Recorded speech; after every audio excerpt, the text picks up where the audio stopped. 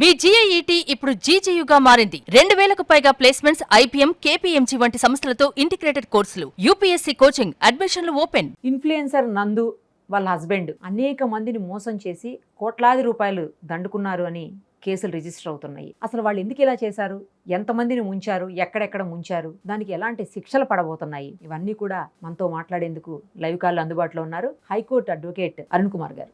ఆయనతో మాట్లాడదాం ఒకసారి. సార్ అరుణ్ కుమార్ గారు, మొత్తం చూస్తున్నాం, మనం వింటున్నాము. ఏంటి నందు అలాగే వాళ్ళ హస్బెండ్ మధుకర్ చేసినటువంటి విషయాలన్నీ బయటకు వస్తున్నాయి. ఇప్పుడిప్పుడే చాలా మందిని వాళ్ళు మోసం చేశారని చెప్పేసి వింటున్నాము. దీనికి ఎలాంటి శిక్షలు పడతాయి? అసలు చాలా చోట్ల కేసెస్ రిజిస్టర్ అయ్యి, యూకేలో రిజిస్టర్ అయింది అంటున్నారు, ఇండియాలో అయింది, ఈవెన్ పాకిస్తాన్ పర్సన్ ని కూడా వాళ్ళు మోసం చేసినట్టు తెలుస్తుంది. వీళ్ళకి అన్నిటికీ 10 years పైన ఇంప్రిజన్మెంట్ ఉంది, లైఫ్ ఇంప్రిజన్మెంట్ కూడా ఉందండి. దీనికి ఇవి పీడీ యాక్ట్ కూడా ఓపెన్ చేసే అవకాశం ఉంటుంది దీంట్లో, ఎందుకంటే బ్యాచ్ ఆఫ్ కేసెస్, చాలా కేసెస్ ఉన్నాయి కాబట్టి పీడీ యాక్ట్ కూడా ఓపెన్ చేసే అవకాశాలు ఉన్నాయి. మల్టిపుల్ కేసెస్ ని వాళ్ళు ఎవరికి సంబంధించినంత వరకు బాధితుల కేసులను రిజిస్టర్ చేస్తూ పోతే ఖచ్చితంగా ప్రివెంటివ్ డిటెన్షన్ కేసులు ఓపెన్ చేసే అవకాశం ఉంటుంది. లైఫ్ ఇంప్రిజన్మెంట్ కూడా ఉండే అవకాశం ఉంది. ఎఫ్ఐఆర్ లైన్ లుకౌట్ నోటీస్ కూడా ఇచ్చారు. ఇక్కడ జనరల్ గా జరిగేది ఏంటంటే సిసిఎస్ కో దేనికో ఒక దానికి అప్పచెప్పడం జరుగుతుంది. అక్కడ కేసులు పక్కదోవ పట్టే అవకాశం ఉంటది. ఎవరి కేసులు వాళ్ళు వాళ్ళ ఊర్లలోనే వాళ్ళు ఏ అకౌంట్ నుంచి అయితే డబ్బులు పంపించారో ఆ బ్యాంకు పరిధిలోనే సెపరేట్ గా ఎఫ్ఐఆర్లు చేయించుకుంటే వీళ్ళకు న్యాయం జరిగే అవకాశం ఉంది. ఎందుకంటే మల్టిపుల్ కేసెస్ లో వాళ్ళు అటెండ్ కావాల్సి వస్తుంది. వీటిని క్లబ్ కాకుండా చూసుకోవాల్సిన బాధ్యత కూడా బాధితులది. క్లబ్ అయినా అంటే మాత్రం ఒకటే కేసు కింద భావించి కోర్టులు కూడా కొద్దిగా ఉదారంగా వ్యవహరించే అవకాశం ఉంది. కాబట్టి వీటిని క్లబ్ కాకుండా చూసుకున్నంత వరకు బాధితులకు లాభం చేకూరుతుంది. ఓకే, ఇండివిజువల్ గా ఇండిపెండెంట్ గానే చేసుకోవాలి, ఎవరికి వాళ్ళు క్లబ్ చేయొద్దు.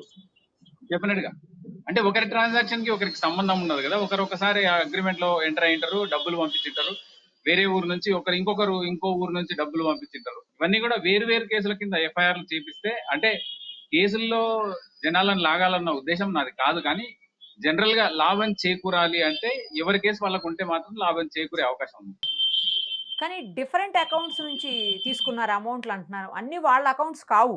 ఎవరైనా సరే అందరినీ ఇన్వాల్వ్ చేయాల్సిన అవకాశం అయితే ఖచ్చితంగా ఉంటుంది. ఎవరికి డబ్బులు పంపిస్తారో వాళ్ళు ఫర్దర్ గా వీళ్ళకి నందూస్ వరల్డ్ కి సంబంధించిన భార్యాభర్తలకే డబ్బులు చెల్లించారు కాబట్టి అందరూ కూడా ముద్దాయిలు అవుతారు. ఎవరైతే డబ్బులు రిసీవ్ చేసుకుని నందు వరల్డ్ వాళ్ళకి ట్రాన్స్ఫర్ చేసిండ్రో, అసలు ఉద్యోగాలు లేకుండా వాళ్ళే ఎంప్లాయర్ అని చెప్పి తప్పుడు కంపెనీలను సృష్టించి ఆ డబ్బులు ఎవరైతే స్వీకరించారో వాళ్ళు శిక్షకు ఖచ్చితంగా అర్హులు, శిక్ష నుంచి తప్పించుకోలేరు. టోటల్ గా ఈ కేసుకు సంబంధించి అసలు మీరేం చెప్తారు చెప్పండి. ఎవరైనా సరే ఉద్యోగం వస్తుంది అంటే ఆశ, విదేశాల్లో ఉద్యోగం వస్తుందంటే ఇంకా ఆశ. ఉన్న ఆస్తులన్నీ అమ్మి వాళ్ళు పెట్టుబడి పెడితే డబ్బులు పంపిస్తే వాళ్లకు శరాఘాతంలా అసలు డబ్బులే వెళ్ళిపోతే, ఉద్యోగం లేదని తెలిస్తే వాళ్ళు ఎంత నరకం అనుభవిస్తారో అందరికీ తెలుసు ఆ బాధ. వీళ్ళు కూడా స్టార్టింగ్ లో ఉపాధి లేక ఇబ్బంది పడ్డామని చెప్తున్నారు. మరి అటువంటి వాళ్ళు ఇట్లాంటి తప్పు పనులు ఏ విధంగా చేసిండ్రు అనేది క్లియర్ గా నడమంత్రపు సిరి అనేది వీళ్ళ వీడియోస్ చూస్తే కనబడుతుంది.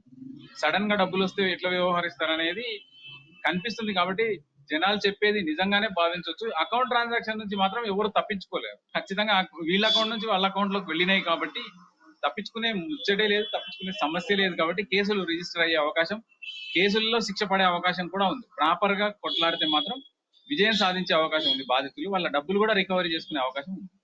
ఇప్పుడు వీళ్ళ బాధితులు పాకిస్తాన్ లో ఉన్నారంటున్నారు, యూకేలో ఉన్నారంటున్నారు, అలాగే శ్రీలంకలో ఉన్నారంటున్నారు, మన ఇండియాలో కూడా ఉన్నారు. ప్రతి చోట ఏ దేశానికి ఆ దేశంలో కేసులు పెట్టియొచ్చు కదా సార్. ఇంకా ఎవరైతే బాధితులు ఉన్నారో వాళ్ళందరూ ఆశ్రయించాలి, తప్పదు. చట్టాన్ని ఆశ్రయిస్తేనే, చట్టానికి ఏం ముందు చూపు ఉండదు కదా. వాళ్ళకి ఏ విధంగా కోర్టులకు కానీ పోలీసులకు కానీ తెలిసే అవకాశం లేదు ఈ ట్రాన్సాక్షన్స్. అందుకే ధైర్యంగా ముందుకు రావాలి, కేసులు దాఖలు చేయాలి, డబ్బులు వసూలు చేసుకునే ప్రయత్నం చేయాలి. Right sir, thank you.